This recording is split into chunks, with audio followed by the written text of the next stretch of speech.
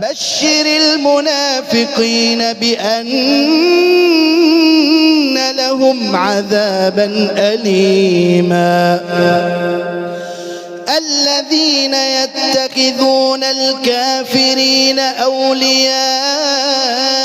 من دون المؤمنين أيبتغون عندهم العزة فإن العزة لله جميعا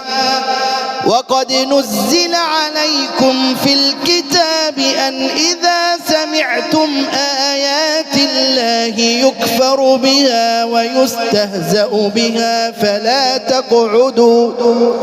فلا تقعدوا معهم حتى يخوضوا في حديث غيره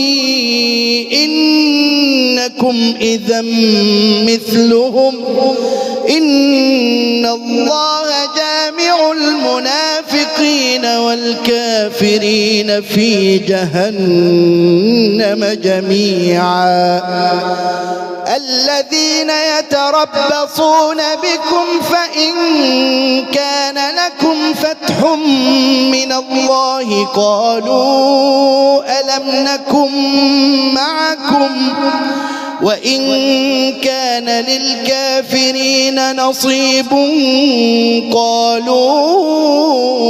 ألم نستحوذ عليكم ونمنعكم من المؤمنين فالله يحكم بينكم يوم القيامة ولن يجعل الله للكافرين على المؤمنين سبيلا.